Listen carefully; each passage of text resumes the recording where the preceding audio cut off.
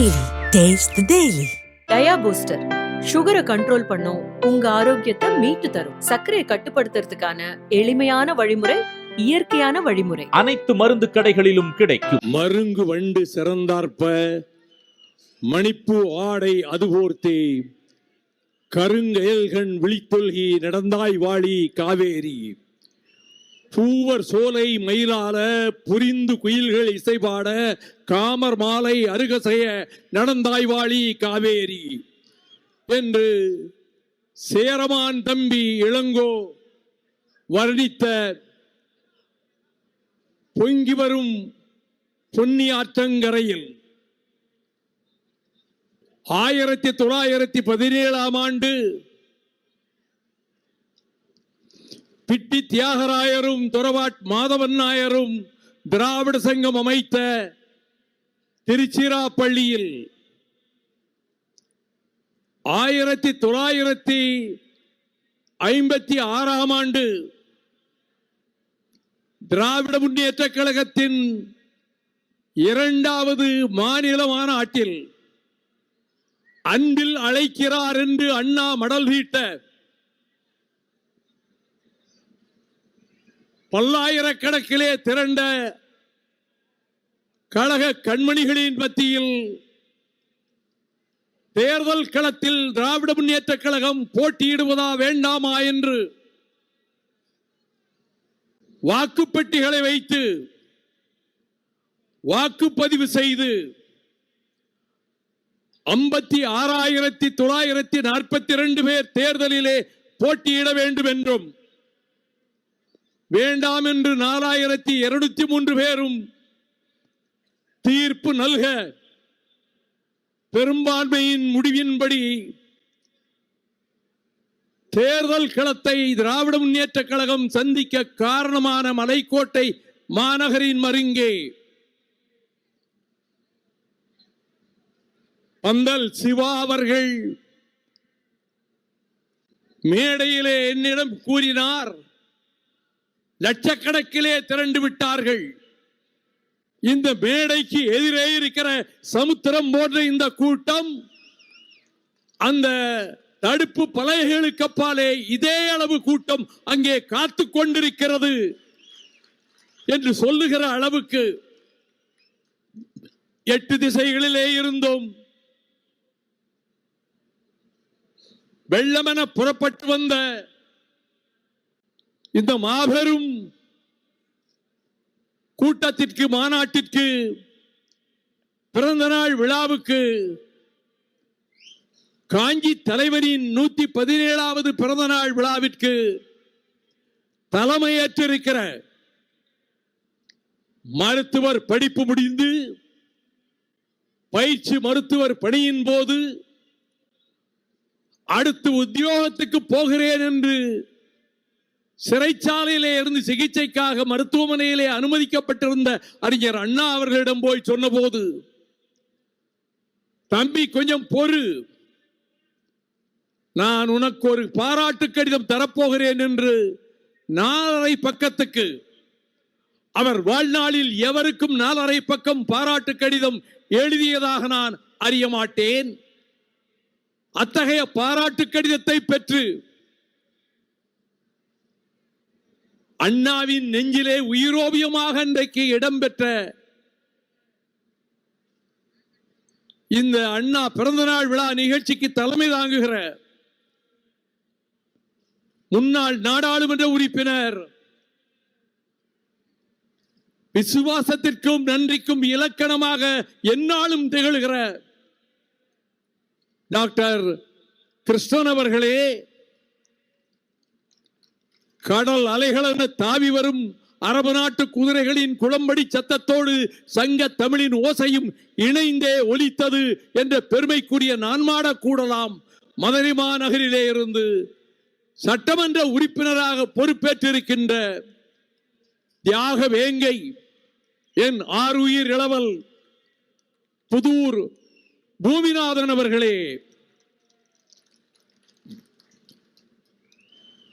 இந்த மாநாட்டில் மாநாடு நிகழ்த்த இந்த பிறந்த நாள் விழாவில் கலந்து கொண்டிருக்கின்ற மறுமலர்ச்சி திராவிட முன்னேற்ற கழகத்தின் உயர்நிலை குழு உறுப்பினர்கள், நிர்வாக குழு உறுப்பினர்கள், மாவட்ட செயலாளர்கள், ஒன்றிய நகர பேரூர் கிளை கழக வட்ட கழக செயலாளர்கள்,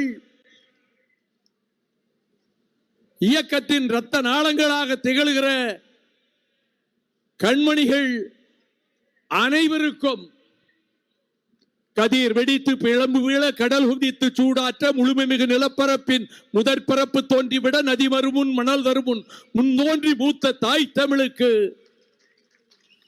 தலைவணக்கம் செய்கின்ற மறுமலர்ச்சி திராவிட முன்னேற்ற கழகத்தின் என் நெஞ்சிலே நீங்காது இடம்பெற்றிருக்கக்கூடிய தோழர்களுக்கு நன்றி தெரிவிக்கின்ற இந்த நிறைவான நிகழ்ச்சியில்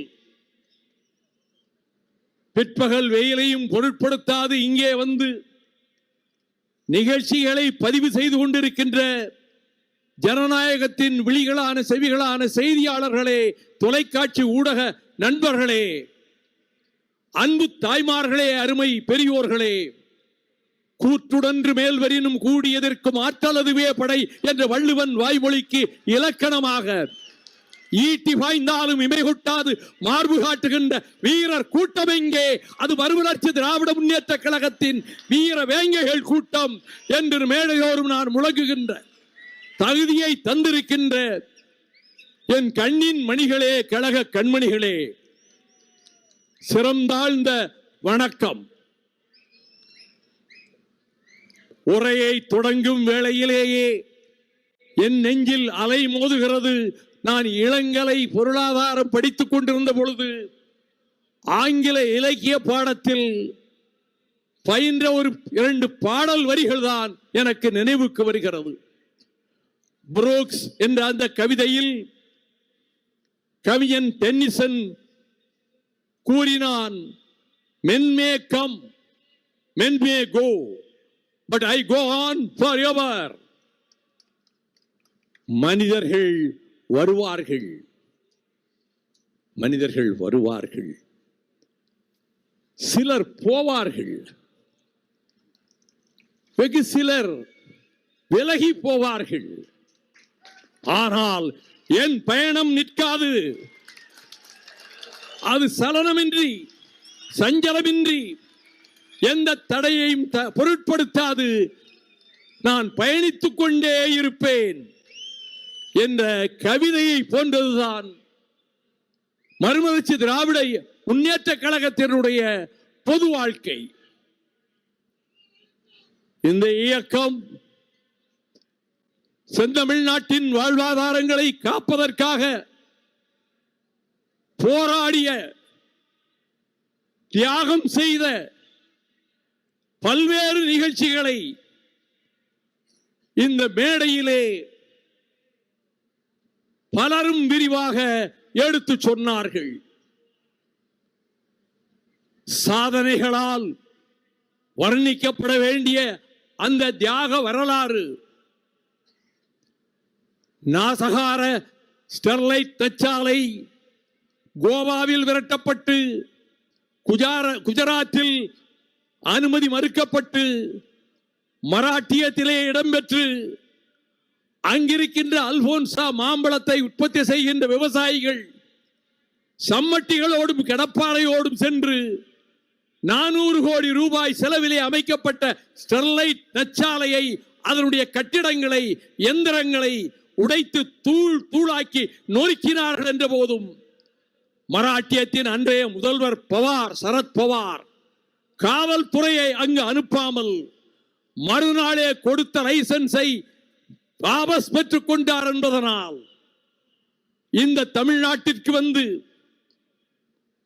அன்றைய முதலமைச்சர், அண்ணா திமுகவினுடைய முதலமைச்சரிடம் அனுமதி பெற்று தூத்துக்குடியிலே அலைகடலோரத்திலே அந்த நச்சாலையை அமைத்ததை எதிர்த்து குரூஸ் பெர்னாந்து சிலைக்கு மாலை அணிவித்துவிட்டு எத்தனை உண்ணாவிரத போராட்டங்கள், எத்தனை மறியல் போராட்டங்கள், எத்தனை நடைபயணங்கள், அனைத்துக்கும் மேலாக உயர் நீதிமன்றத்திலே 7 மணி நேரம் கே வேணுகோபால் பிரசித்தி பெற்ற வழக்கறிஞர் அந்த ஆலையின் சார்பாக 4 மணி நேரம் நான் நெடுநேரம் வாதங்களை எழுப்பிய போது நான் சுயநலத்துக்காக இந்த ஆலையை எதிர்க்கவில்லை.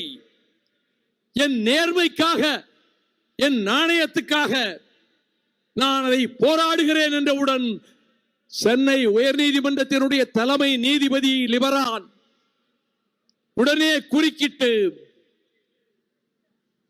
we know your honesty and sincerity. There is no need for anybody to vouch for your dignity. உங்கள் நேர்மையை, நாணயத்தை நாங்கள் நன்றாக அறிவோம். எவரும் உங்களுக்கு நற்சாட்சி பத்திரம் கொடுக்க வேண்டிய அவசியமில்லை. எந்த ஏட்டிலும் இது ஒரு வரி கூட வரவில்லை. ஒருவேளை உங்கள் நாணயம் சந்தேகத்துக்குரியது என்றவர் ஒரு ஐயத்தை எழுப்பியிருந்தால் 4 கால செய்தியாக, 6 கால செய்தியாக அது இடம்பெற்றிருக்க கூடும். போராடி போராடி தீர்ப்பாயத்திலும் உச்ச நீதிமன்றத்திலும் சென்று வாதாடி நாரிமன் உச்ச நீதிமன்ற நீதிபதி அவர்கள் முன்னிலையில் எனக்கு கொடுக்கப்பட்ட நிமிடங்களிலே என் வாதங்களை தொடுப்பது மிகவும் கடினம். ஆகையால் நான் கொஞ்சம் மன தளர்ச்சியோடு உங்கள் முன்னால் நிற்கிறேன். I have become nervous என்றவுடன் His Lordship அந்த நீதியரசர் நாரிமன் சொன்னார், நீங்களா நெர்வஸாக இருக்கிறீர்கள்? எங்களை நெர்வஸாக ஆக்கிவிட்டு நீங்கள் அங்கே நின்று கொண்டிருக்கிறீர்கள் என்றார். அப்படி போராடி ஸ்டெர்லைட் ஆலையை விரட்டி அடித்த இயக்கம், பாய்ந்தோடி வருகிற முல்லை பெரியாறு 85,000 ஏக்கருக்கு பாசனத்தை தருகிறது, 1 கோடி மக்களுக்கு குடிதண்ணீரை தருகிறது. அந்த முல்லை பெரியாரை கட்டிய மாமனிதன் பென்னி குயிக்கினுடைய பெயர் நிலைக்கின்ற வகையில் எல்லோரும் அவருக்கு பாராட்டுக் கொண்டிருக்கிற போது அந்த அணையை உடைப்பதற்கு கேரளம் திட்டமிட்டு அமைச்சரவையும் ஒப்புதல் தந்து பேராபத்து தென்பாண்டி மண்டலத்தை சூழ்ந்து விட்டது என்று கருதி நானும் கம்பம் அப்பாஸ் அவர்களும் 678 ஊர்களுக்கு சென்று கட்சியின் கொடியை எந்த வாகனத்திலும் கட்டாமல் பொங்கி இழட்டும் தமிழகம், பென்னிக்குக் அணையை பாதுகாக்க புறப்பட்டு வாருங்கள் என்று நான் அறைகூவல் விடுக்க 10 லட்சம் பேர் திரண்ட வேளையில் நேரு சிலை மீது ஏறி நின்று ஜெயபிரகாஷ் நாராயணன் பெட்ரோலை ஊற்றி நெருப்பு வைத்து தன்னைத்தானே கருக்கிக் கொண்டு மடிந்தானே. அப்படிப்பட்ட வரலாற்றை கொண்டிருக்கக்கூடிய முல்லை பெரியாறு அணை பிரச்சனையில் அணை பலமாக இருக்கிறது என்று உச்சநீதிமன்றம் தீர்ப்பளிக்க முல்லை பெரியாறு உரிமைகளை பாதுகாத்து கொடுத்த இயக்கம், இந்தியாவில் எங்கும் இல்லாத நீற்றுணோ ஆலையை தேனி மாவட்டம் அம்பரப்பர் மலையிலே ஆழ பாதாள சுரங்கம் வைத்து அதிலே 50 டன் காந்த கல்லை வைத்து அணு கதிர்வீச்சு அங்கு வருவதற்கும் ஏற்பாடு செய்து அணு கழிவுகளையும் கொண்டு போய் போடுவதற்கும் இடம் தேடிய வேளையில் அதனை எதிர்த்து வழக்கறிஞர் அஜ்மல் கான் எனக்கு கற்றுக் கொடுத்த வாதங்களை 2.5 மணி நேரம் உயர்நீதிமன்ற மதுரை கிளையிலே முன்வைத்து என் கனவு திட்டங்கள் இது ஒன்று என்று பிரதமர் நரேந்திர மோடி சொல்லியிருந்த போதிலும் அதற்கு 10 ஆண்டுகளுக்கு முன்னதாகவே தடையாணை வாங்கி இன்றளவில் நிறுத்தி வைத்திருக்கக்கூடிய இயக்கம், 30,000 தொழிலாளர்களினுடைய எதிர்வாழ்வு சூன்யமாக போய்விடுமோ? நட்சத்திர அந்தஸ்து பெற்றிருக்கக்கூடிய நெய்வேலி நிலக்கரி நிறுவனம் தியாகச்சுடர் காமராஜர் அவர்களால் கொண்டு வரப்பட்டு மனிதருள் மாணிக்கம் பண்டிட் நேரு தொடங்கி வைத்த அந்த என்எல்சி டிஸ்இன்வெஸ்ட்மென்ட் பாலிசிக்கு ஆளாகி அதன் பங்குகளை வடநாட்டு பெருமுதலாளிகள் வாங்கிக் கொண்டால் இது பறிபோய்விடும் என்ற நிலையில் மந்திரி சபையில் கேபினட்டிலே அதற்கு ஒப்புதல் கொடுத்து முடிவெடுத்திருந்த நிலையில் ராம்விலாஸ் பாஸ்வான் இனி யாரும் ஒன்றும் தடுக்க முடியாது, அது முடிந்து போன விஷயம் என்று என்னிடம் பிற்பகலிலே சொல்ல பிரதமர் அடல் பிஹாரி வாஜ்பாய் அவர்களின் செயலாளரிடம் நான் இன்றே சந்தித்தாக வேண்டும், பிரதமரை அவசியம் சந்தித்தாக வேண்டும், உடல்நலம் சரியில்லை என்று கூறுகிறீர்கள், எனினும் சொல்லுங்கள், வைகோ துடிக்கிறான், உடனே காண வேண்டும் என்று கேட்கிறான் என்று சொல்லுங்கள் என சொல்ல, அந்தி சாயும் வேளையில் அள்ளி இதழ் விரிக்கும் நேரத்தில் 7 மணி அளவில் தலைமை அமைச்சர் அடல் பிஹாரி வாஜ்பாய் அவர்களிடம் நெய்வேலி நிறுவனம் எங்கள் பூமி, எங்கள் நிலம், எங்கள் வியர்வை இரத்தத்தை வியர்வையாக கொட்டி இருக்கிறோம், எங்கள் தொழிலாளர்கள் வாழ்வு சூறையாடப்பட்டுவிடும், அது வடநாட்டு முதலாளிகள் கையிலே போய் சேர்ந்து விடும், இதையா நீங்கள் செய்ய போகிறீர்கள்? கேபினெட் முடிவெடுத்து விட்டதே, நான் என்ன செய்ய முடியும் என்றார். பீகார் மாநிலத்துக்கு சென்று அங்கே ஒரு பேச்சு நடுவிலே என் பெயரை உச்சரித்து வைகோ என் சுவீகார புத்திரனை போன்றவன் என்று சொன்னீர்களே, நான் ஏதாவது நான் பிறந்த தமிழ்நாட்டுக்கு செய்ய வேண்டாமா? என் வாழ்நாளில் தமிழகத்துக்கு துளி அளவாவது நான் பயன்பட்டேன் என்ற ஒரு வரலாறு ஒரு வரியாவது எனக்கு வேண்டாமா என்று நான் சொல்ல, வழக்கம் போல கண்களை மூடி 2 நிமிடம் அமைதியாக இருந்துவிட்டு விழி திறந்து சொன்னார், NLC will not be privatized. அது தனியார் மயம் ஆகாது. I have changed the decision. முடிவை மாற்றிவிட்டேன். பத்திரிகைகளுக்கு சொல்லலாமா? இங்கிருந்தே சொல். அங்கிருந்தே இந்து பத்திரிகைக்கு சொல்லி, நெய்வேலி நிலக்கரி நிறுவனம் தனியார் மயத்துக்கு போகாது, பிரதமர் உறுதி என்று சொன்னதை மறுநாள் இந்து ஏடு முதல் பக்கத்திலே கட்டம் கட்டி பிரசுரிக்க, அதை பாதுகாத்து கொடுத்த இயக்கம். மைய மண்டபத்திலே நாடாளுமன்றத்தில் மோதிலால் நேரு படமுண்டு, பண்டித நேரு படமுண்டு, லாலா லஜபதி ராய் படமுண்டு, பாலகங்காதர திலகரின் படமுண்டு, எண்ணற்ற தலைவர்களின் படங்கள் வரிசையாக அந்த மைய மண்டபத்திலே இருக்கின்றன. அந்த மைய மண்டபத்திலே தான் அரசியல் நிர்ணய சட்டவாதங்களை நிகழ்த்தி அதை யாத்து தந்தார் பாபா சாஹிப் அண்ணல் டாக்டர் அம்பேத்கர். அவரது படம் அந்த மைய மண்டபத்திலே கிடையாது. அதை குறித்து ஒரு தடவை அல்ல, பல தடவை நாடாளுமன்ற ராஜ்யசபையிலே அவர் படத்தை திறந்தால் இந்த பாராளுமன்ற கட்டிடம் தீட்டுப்பட்டு விடும் என்று உங்களிடம் வைதிகர்கள் சொன்னார்களா என்று கேள்வி எழுப்பிய நான் 90ஆம் ஆண்டு சமூக நீதி காவலர் விஸ்வநாத் பிரதாப் சிங் தலைமை அமைச்சரானவுடன் அவரிடம் சென்று, டாக்டர் அம்பேத்கர் படத்தை மைய மண்டபத்திலே திறக்கவில்லையே, இது அநீதி அல்லவா?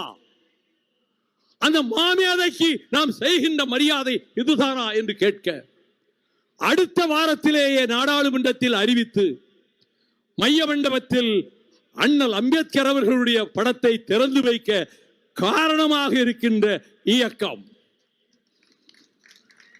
சீமை கருவேல மரங்கள் இந்த நாட்டின் விவசாயத்தை மக்களையும் அழித்து விடும் என்று சொல்லி நீதிமன்றத்திலே நான் வழக்கு தொடுத்து வாதாடிய போது, நீங்களே முன்னெடுத்து செய்யுங்கள், சீமை கருவேல மரங்களை அழித்தால் தான் தமிழகத்தை காக்க முடியும் என்று நீதியரசர் செல்வம் சொல்ல, நானே தோளில் அரிவாளை போட்டுக்கொண்டு தொரட்டியை போட்டுக்கொண்டு ஊர் ஊராக சென்று வேலி கருவேல மரங்களை வெட்டி அழிக்க, இன்றளவும் உயர் நீதிமன்றத்திலே கடைசி தீர்ப்பு வராமல் அப்படி பாதுகாக்கப்பட்டிருக்கிறதே, அதற்கு காரணமான இயக்கம். நரேந்திர மோடி நாட்டின் பிரதமராக பதவியேற்க இருக்கிறார். அந்த பதவியேற்பு விழாவுக்கு கொலைபாதகன் ராஜபக்சேவை சிறப்பு விருந்தினராக இந்திய அரசு அழைத்திருக்கிறது என்று கேள்விப்பட்ட மாத்திரத்தில் கடுமையான சாடல்களால் ஒரு மின்னஞ்சலை நரேந்திர மோடிக்கு அனுப்பி வைத்து நான் உடனே சந்திக்க வேண்டும் என்றவுடன் மறுநாள் குஜராத் பவனத்திலே அவர் என்னை சந்திக்க வாய்ப்பு கொடுத்த போது என் சகோதரன் கணேசமூர்த்தியோடு அங்கு சென்றார். மோடிக்கு பக்கத்திலே அமித்ஷா அமர்ந்திருக்க எங்கள் நெஞ்சில் குத்தி விட்டீர்களே பிரதமரே, எங்கள் முதுகில் மட்டும் குத்தவில்லை, எங்கள் மார்பை கீறி விட்டீர்கள் ஈட்டியால். தலைகை விழுந்து இருக்கிறான் என் தமிழன் ஈழத்திலே, கும்மாளம் அடிக்கிறான் சிங்களவன். புதிய அரசு வந்தது, எங்களுக்கு சிறப்பு அழைப்பு. ஏ தமிழா, உன் கதி இதுதானா என்று கேட்கின்ற நிலைமையை ஏற்படுத்தி விட்டீர்களே. லட்சக்கணக்கான தமிழர்களை கொண்டு குவித்தவன், இசை பிரியா போன்ற எங்கள் தங்கைகளை சீரழித்து நாசமாக்கியவன், அப்படி நாசமாக்கிய ராணுவத்தை அனுப்பியவன், 8 தமிழர்களை கண்களை கட்டி புறங்கைகளை கட்டி நிர்வாணப்படுத்தி கயற்றால் அவன் கைகளை கட்டி இழுத்துக் கொண்டு வருவதை சேனல் 4 தொலைக்காட்சி காட்ட அந்த 8 பேரையும் ஒரு இடத்திலே நிற்க வைத்து மண்டியிட செய்து தலையில் மிதித்து அதற்கு பிறகு உச்சந்தலையிலே துப்பாக்கி ரவைகளை செலுத்தி கொண்டு குவித்தானே, அந்த கொடூரத்தை நிகழ்த்த காரணமான கயவனை நீங்கள் பதவி பிரமாணத்துக்கு அழைத்திருக்கிறீர்கள். இந்த முடிவை நீங்கள் மாற்றிக்கொள்ளாவிட்டால் உங்கள் கூட்டணியை விட்டு நாங்கள் வெளியேறுவோம் என்பது மட்டுமல்ல, அது உங்களுக்கு பொருட்டல்ல. ஆனால் நீங்கள் பதவியேற்கிற நாளில் இந்தியாவில் எவரும் கருப்பு கொடி காட்ட மாட்டார்கள். அப்படி கருப்பு கொடியை கண்டால் வைதிகத்திலே நம்பிக்கையுடைய உங்களுக்கு மனதிலே சுருக்கென்று தைக்கும். நாங்கள் 4,000 தோழர்களும் நீங்கள் பதவியேற்கிற அதே நேரத்தில் அதற்கு முன்பாகவே ஜந்தர் மந்தரிலே இருந்து கருப்பு கொடி ஏந்தி போராடுவோம் என அறிவித்து அதன்படியே போராடி காவல்துறையினரால் கைது செய்யப்பட்ட தியாகத்தை செய்து அதே உணர்வோடு ஈழத் தமிழர்களினுடைய பிரச்சனைக்கு என்ன தீர்வு என்றால் 1976 மே 14 வட்டக்கோட்டையிலே தமிழர் தலைவர் தந்தை செல்வா அவர்கள் நிறைவேற்றிய வட்டக்கோட்டை பிரகடனம்தான் சுதந்திர தனித்தமிழ் ஈழம்தான் ஒரே தீர்வு என்று அவர் சொல்ல தன்மான உணர்வுள்ள தமிழர்கள் அனைவரும் அதை ஏற்க, அதை அடைவதற்கு என்ன மார்க்கம் என்று எல்லோரும் திகைக்க ஆயுதமேந்தி போராடி 7 அணு ஆயுத வல்லரசுகளின் படைகளை எதிர்த்து நிர்மூலம் செய்து 25,000 படை வீரர்களை, சிங்கள படை வீரர்களை வெறும் 6,000 வீரர்களை கொண்டு யானை இரவிலே தோற்கடித்து உலக சரித்திரத்தில் அற்புதத்தை அதிசயத்தை நிகழ்த்தி காட்டியவர். ஆயுதங்களின்றி கொண்டு வந்த ஆயுதங்களின் கப்பல்கள் கடலிலே மூழ்கடிக்கப்பட்டு அவர்கள் அதனாலே அழிக்கப்படுகிற நிலை உருவான போது சுதந்திர தமிழீழத்தை அடைவதற்கு என்ன மார்க்கம்?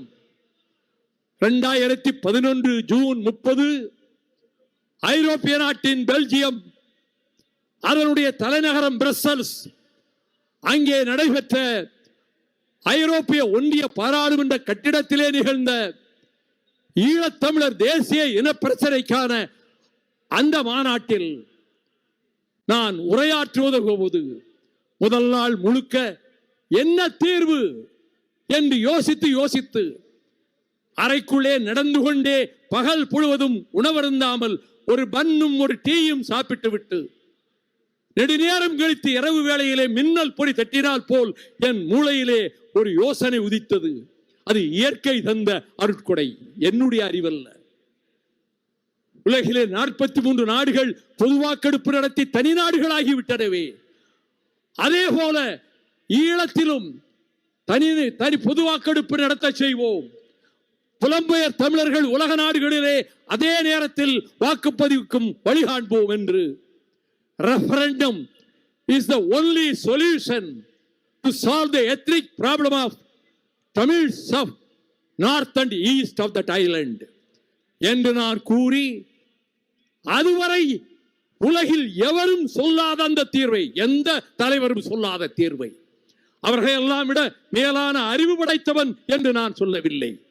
என் நாடி நரம்புகளிலே ஓடுகிற குருதியோட்டத்தோடு எந்த உணர்ச்சி கலந்து நிறைந்திருந்ததோ அந்த உணர்ச்சியின் காரணமாக இயற்கை எனக்கு கொடுத்த அந்த அறிவுரையை ஏற்று அதை நான் அங்கே பதிவு செய்து பின்னாட்களிலே மற்ற தலைவர்களும் அதை ஆதரித்து இந்த தீர்வுக்கு மார்க்கம் கண்ட ஒரு பெரும் இயக்கம் தொடர்ந்து இப்படி அடுக்கிக் கொண்டே போகலாம். அத்தனை சாதனைகளையும் நிகழ்த்திய மறுமலர்ச்சி திராவிட முன்னேற்ற கழகம் என்று இந்த மாநாட்டில் மிக பெருமிதத்தோடு லட்சக்கணக்கிலே கூடியிருக்கிறார்கள். உங்களையும் என்னையும் எந்த சக்தியாலும் பிரிக்க முடியாது. நாடெங்கும் இருக்கக்கூடிய கழக கண்மணிகளின் நெஞ்சிலே இந்த வைகோ குடியிருக்கிறான். என் நெஞ்சிலே நீங்கள் குடியிருக்கிறீர்கள்.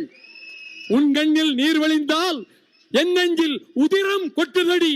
பூமிநாதன் சொன்னதை போல நீங்கள் கண் கலங்கினால், நீங்கள் முகவாட்டமுற்றால் கண்ட மாத்திரத்திலேயே என் நெஞ்சம் கலங்குமே. அந்த பாச உணர்ச்சியின் மறுபெயர் தான் மறுமலர்ச்சி திராவிட முன்னேற்ற கழகம். அப்படிப்பட்ட இந்த இயக்கத்திற்கு சோதனைகள் வந்திருக்கின்றன. அதை கடந்து வந்திருக்கிறோம். இன்றைக்கு இந்திய உபகண்டத்தில் ஜனநாயக படுகொலை நடக்கிறது என்பதை புள்ளிவரங்களோடு முதன்மை செயலாளர், நான் ஒரு பேச்சாளன், 8 வயதிலே இருந்து பேச ஆரம்பித்தவன், நானே திகைத்து போய்விட்டேன் அவன் பேச்சை கேட்டு. எங்கிருந்து வந்தது இந்த ஆற்றல்? எப்படி இவ்வளவு பேச முடிகிறது? நீங்கள் தந்த ஆற்றல், நீங்கள் தந்த ஆதரவு, நீங்கள் காட்டுகிற பற்று பாசம். ஆகவே அந்த உணர்வோடு இந்த நாட்டில் நடக்கின்ற ஜனநாயக படுகொலைகளை அடுக்கடுக்காக சொன்னார். அதனால் தான் 65 லட்சம் வாக்காளர்களை பீகாரிலே வாக்காளர் பட்டியலிலே இருந்து இந்த பிஜேபி அரசு நீக்க காரணமாயிற்று. இது பிற மாநிலங்களிலும் தொடரும். இது அப்பட்டமான ஜனநாயக படுகொலை, பாசிசத்தின் அடையாளம். அதே போல இங்கே அவர் குறிப்பிட்டதை போல் 30 நாட்கள் சிறையில் அடைபட்டால் முதலமைச்சராயினும் எந்த அமைச்சராயினும் விசாரிக்கப்படாமலே, நீதிமன்றத்தின் கதவுகள் திறக்கப்படாமலே பதவியை பறிக்கலாம் என்ற 2025 கான்ஸ்டிடியூஷன் அமெண்ட்மெண்ட் 130 அரசியல் சட்ட திருத்தம் 130 அதை தாக்கல் செய்திருக்கிறாரே அமித்ஷா. இது அடால்ஃப் ஹிட்லரின் நாஜிகளின் போக்கு, பெனிட்டோ முசோலினியின் பாசிச போக்கு. இதை எதிர்த்து போராட வேண்டும் ஒத்தது இந்தியாவும். கட்சி வித்தியாசமின்றி அனைவரும் இந்த பிஜேபி அரசை எதிர்த்து போராட கிளம்ப வேண்டும்.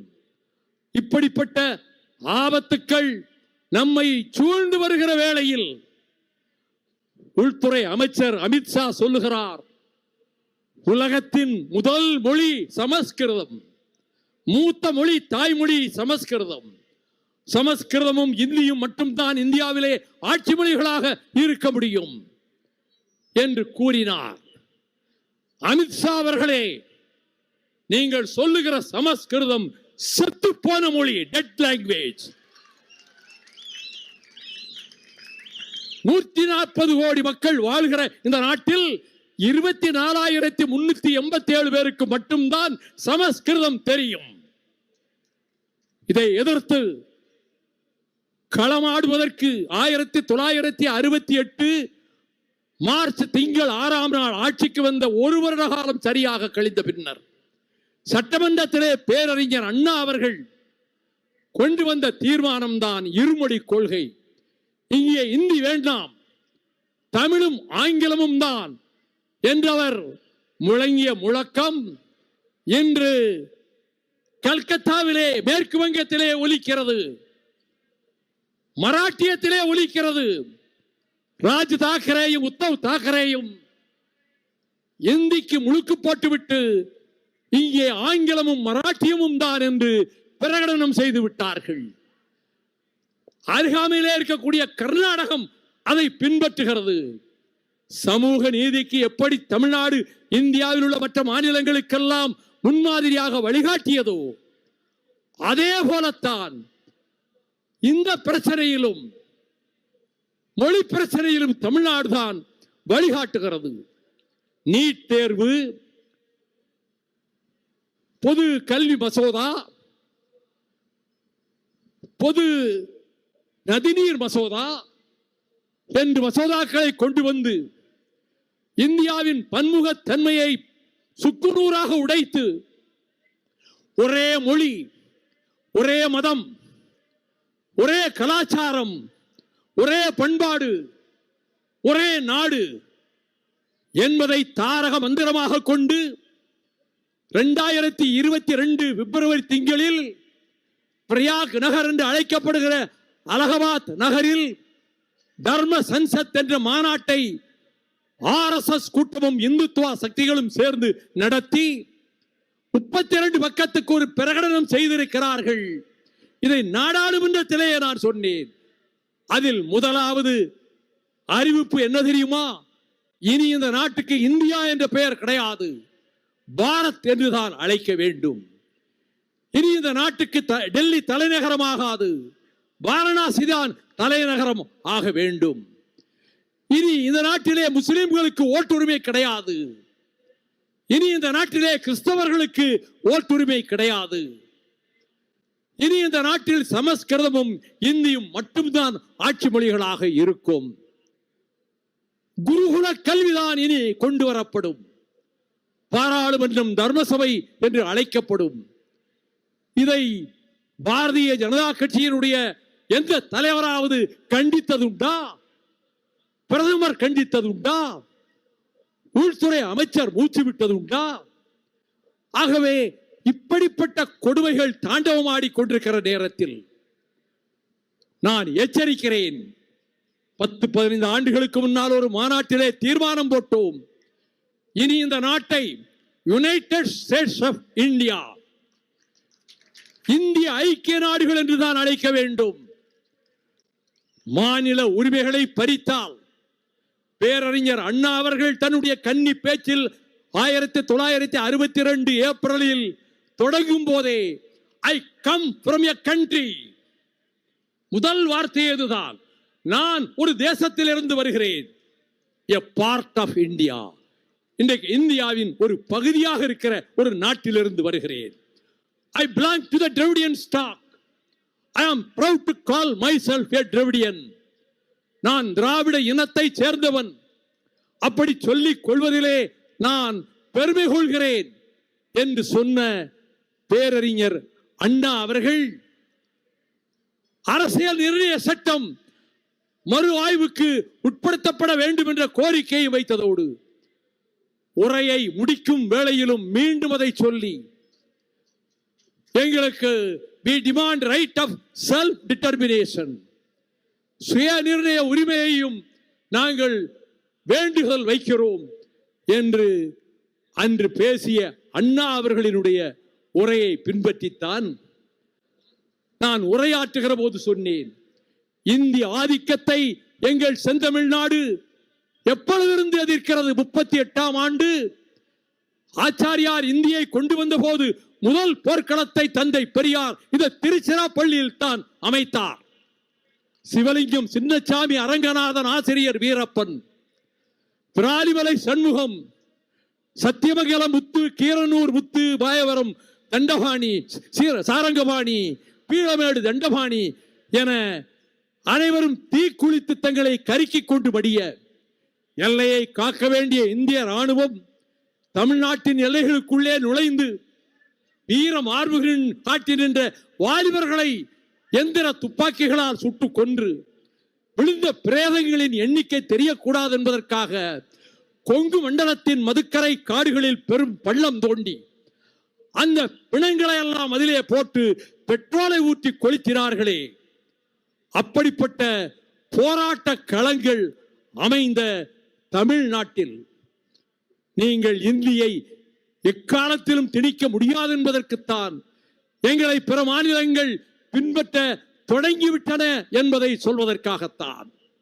நாடாளுமன்றத்திலே இந்தி வெறியர்கள் 100க்கு மேற்பட்டவர்கள் எழுந்து நின்று கூச்சலிட்ட போது, ஓங்கார கூச்சலிட்ட போது, நான் சின்னசாமி சிவலிங்கத்தின் வழிவந்தவன், செந்தமிழ்நாட்டின் மண்ணிலே பிறந்தவன், செந்தமிழ் மொழியை என் நெஞ்சிலே ஆராதிக்கிறவன் என்பதனால் நான் குறுக்கிட்டு பலத்த குரலில் அவன் இந்தியிலே கத்துகிறான்.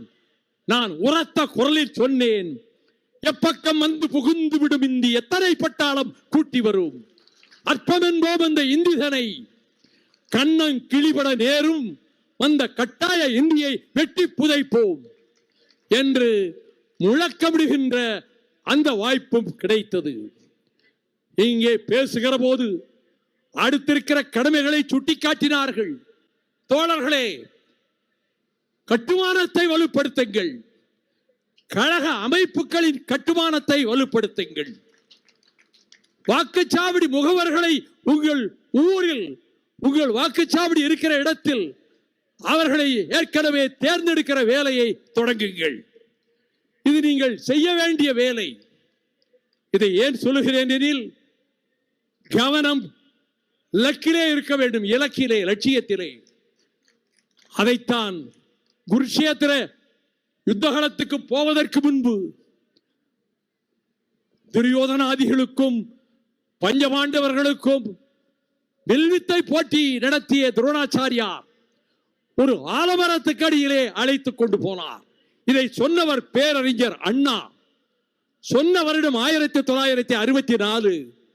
மலேசிய நாட்டிலே அண்ணா அவர்களுக்கு வரலாறு காணாத வரவேற்பை இந்த நாட்டில் இதுவரை பண்டித நேருவுக்குத்தான் பெரிதும் கூட்டம் கூட்டியது. அதை விஞ்சிவிட்டது உங்களுக்கு வந்த கூட்டம் என்று அந்த மலேசிய அதிபர் அண்ணாவிடம் சொன்னாரே.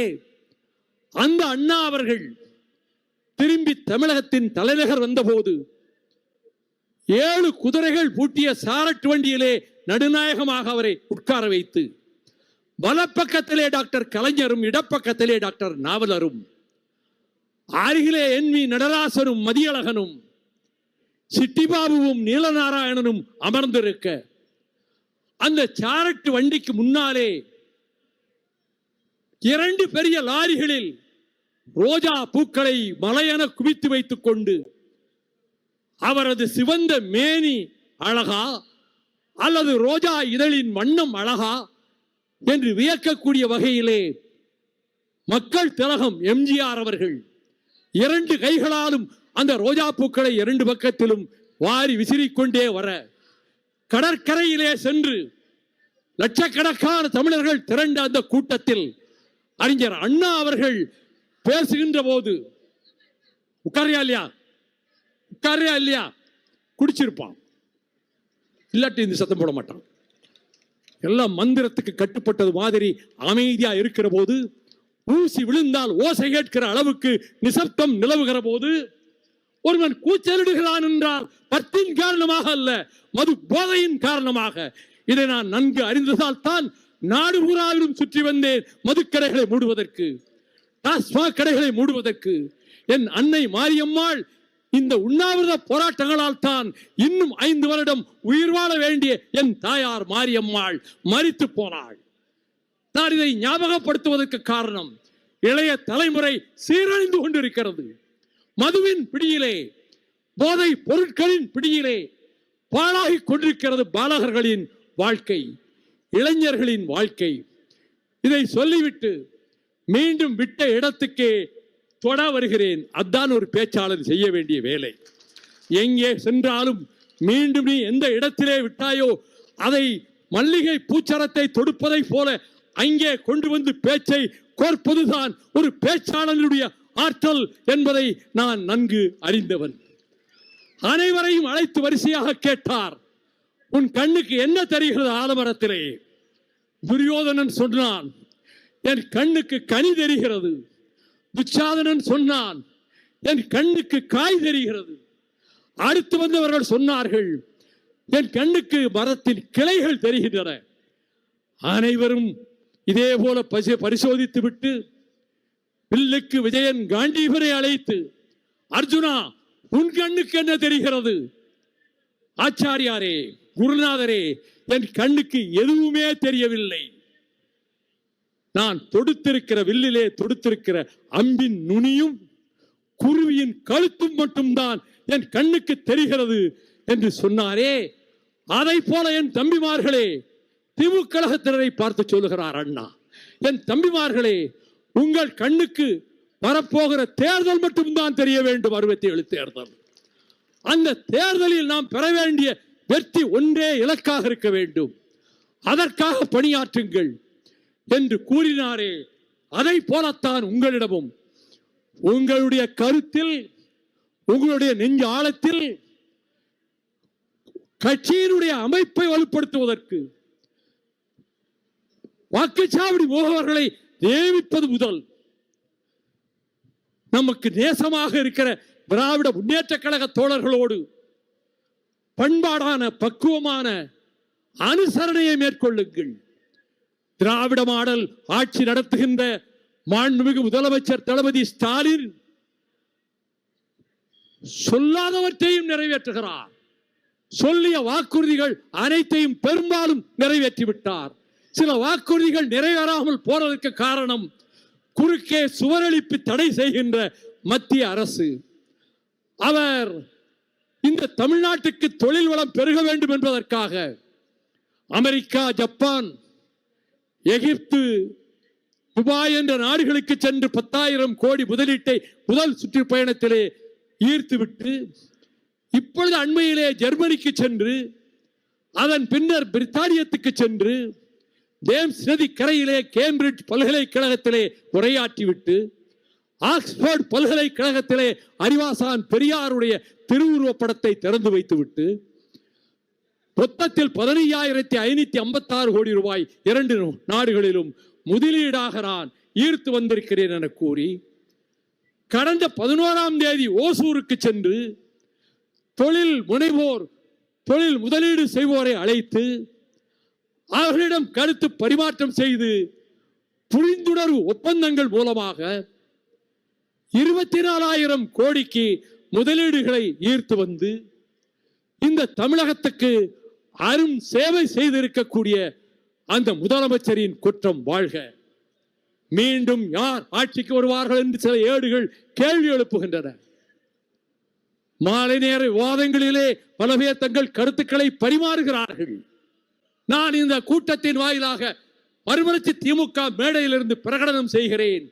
வரப்போகிற தேர்தலிலும் திராவிட முன்னேற்ற கழகத்தின் தலைமையிலான மதச்சார்பற்ற முற்போக்கு கூட்டணி தான் அபரிமிதமான வெற்றியை பெறும். திமுக கழகம் தனி பெரும்பான்மையை பெறும். மீண்டும் மகுடமேந்துவார் தளபதி ஸ்டாலின் என்ற உணர்வோடு நெஞ்சிலே உறுதி வேண்டுமெனில் வரலாற்றிலே தங்கள் உயிரை பணயம் வைத்து போராடிய மாவீரர்களினுடைய வாழ்க்கை வரலாறு நெஞ்சிலே நிலைக்க வேண்டும், நினைவிலே எழ வேண்டும். என் 7 நிமிட பேச்சை முடிப்பதற்கு முன்பு அதைத்தான் சொன்னேன். ஹால்டிகாட்டி யுத்தம், மேவார் மன்னன் மகாராணா பிரதாப் சிங் அவன் போட்டிருந்த கவசத்தை அருங்காட்சியகத்திலே போய் பார்த்தேன். அசைத்து பார்க்க முடியவில்லை. 10 பேர் தூக்கினால் தூக்க முடியாத கவசம் அவன் அணிந்திருந்தான். யுத்தகலத்திலே 2 லட்சம் படை வீரர்கள், அக்பர் பாதுஷாவின் படை வீரர்கள்.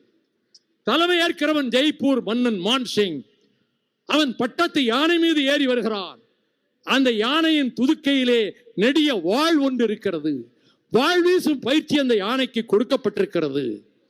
சேட்ட குதிரை அவனுக்கு பிரியமான குதிரை. அதன் மீது ஆரோகணித்து ஈட்டியோடும் வேலோடும் வாளோடும் வருகிறான் மகாராணா பிரதாப் சிங். 4 பக்கத்திலிருந்தும் பாய்ந்து வந்த ஈட்டிகளும் அம்புகளும் அவன் மீது பாய்கின்றன. ரத்தம் வழிகிறது.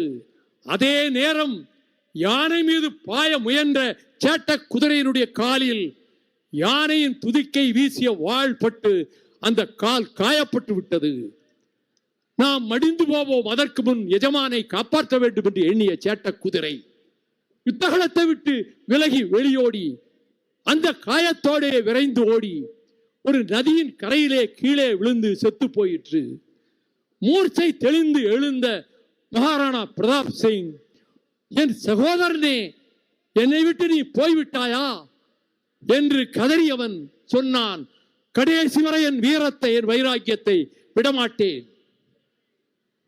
உலர்ந்த புற்களால் செய்யப்பட்ட காட்டிலே கிடைக்கின்ற ரொட்டி துண்டுகள் என் பசியை போக்குகிற வரையில், till such time breads of dry grass available.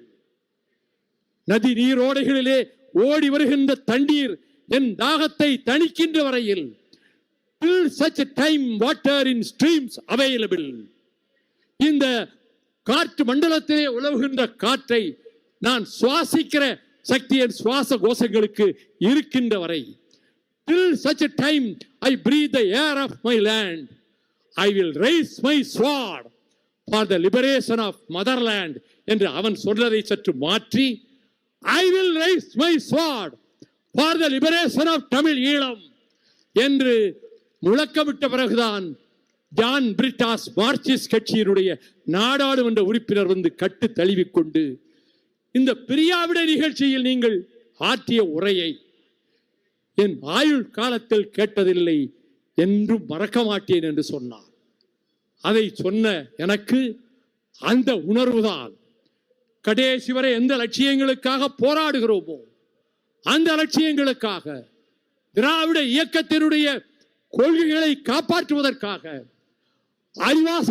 அறிவாசானின் சுயமரியாதை தன்மானத்தை காப்பாற்றுவதற்காக, பேரறிஞர் அண்ணா சுட்டிக்காட்டிய லட்சியங்களை வென்றெடுப்பதற்காக, முத்தமிழ் அறிஞர் டாக்டர் கலைஞர் அவர்கள் எழுத்தாலும் பேச்சாலும் ஊட்டிய லட்சியங்களை வென்றெடுப்பதற்காக, மறுமலர்ச்சி திராவிட முன்னேற்ற கழகமும் நெஞ்சுறுதியோடு நானும் என் சகாக்களாகிய நீங்களும் நாடு பூராவிலும் இருக்கக்கூடிய கழகத்தின் கண்மணிகளும் கொண்ட லட்சியத்துக்காக நாம் போராடுவோம்.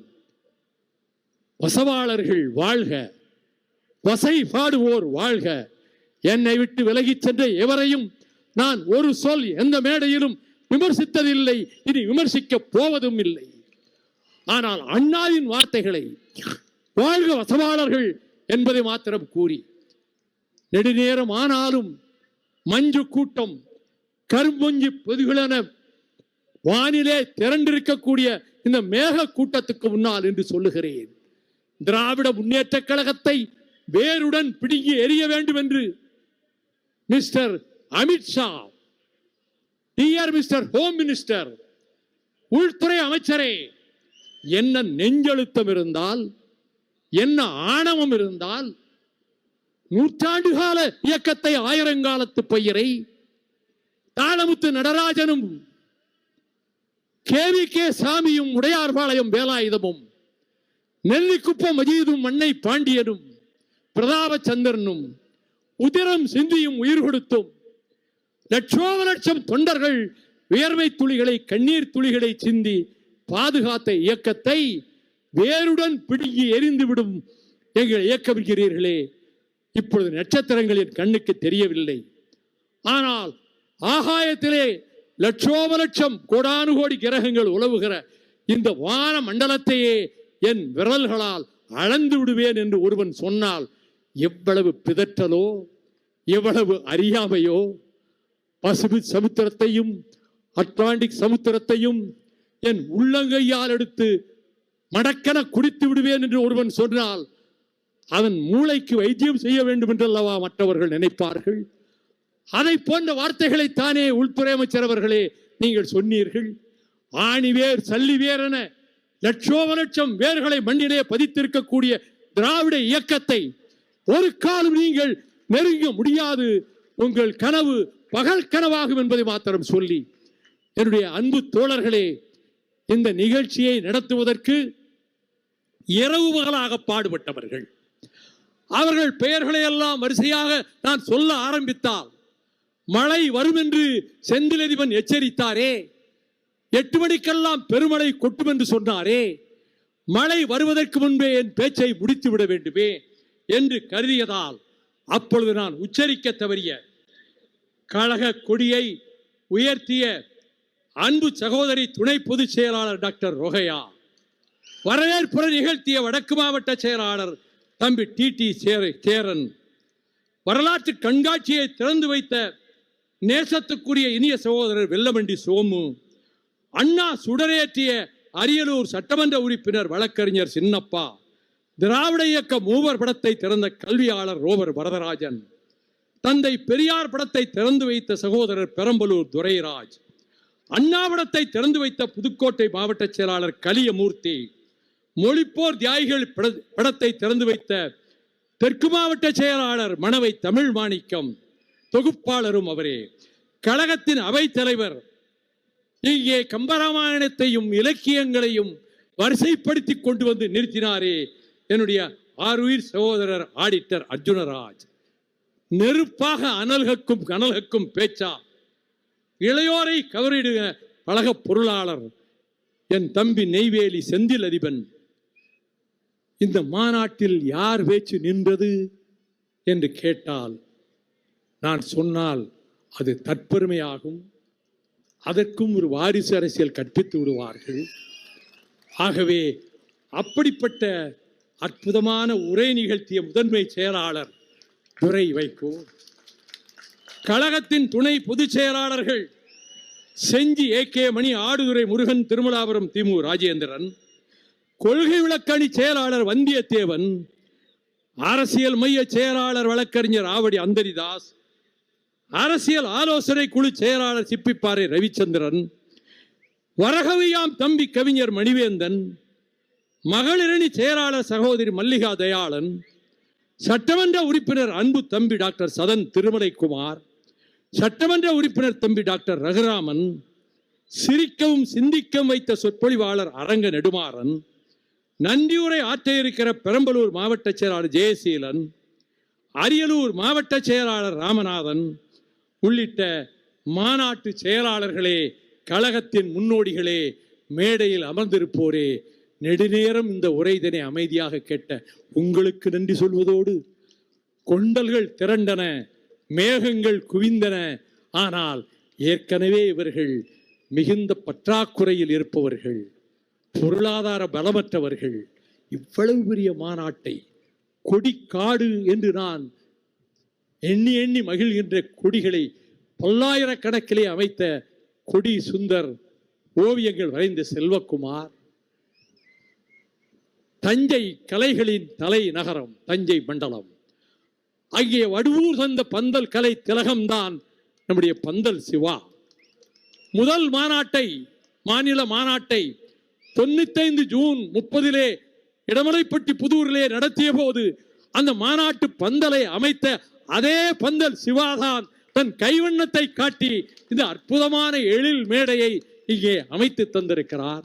அவருக்கும் உணவு தயாரித்து கொடுத்த சகோதரர் பெருந்துரை குமார் அவர்களுக்கும், ஒலிபெருக்கி என்றால் இப்படியல்லவா இருக்க வேண்டும், ஒரு ஒலிபெருக்கி ஒருவனை பேசவும் வைக்கும், பேச்சை தடங்கல் செய்யவும் வைக்கும் என்பதனால் மதுரையிலே இருந்து இங்கே கொண்டு வந்து இந்த ஒலி ஒளி அமைப்பை அமைத்திருக்கக்கூடிய வாசுகி நிறுவனத்தார் அனைவருக்கும், தொண்டர்படை தம்பிமார்களுக்கும், இந்த மாநாட்டுக்காக 1 மாத காலமாக இரவு பகலாக பணியாற்றிய அத்தனை என் சகோதரர்களுக்கும் என் நெஞ்சார்ந்த நன்றியை கூறி, வாழ்க வாழ்க தந்தை பெரியாரின் புகழ், வாழ்க வாழ்க அறிஞர் அண்ணாவின் புகழ், வாழ்க வாழ்க டாக்டர் கலைஞரின் புகழ், வெல்க வெல்க மறுமலர்ச்சி திராவிட முன்னேற்ற கழகம் என கூறி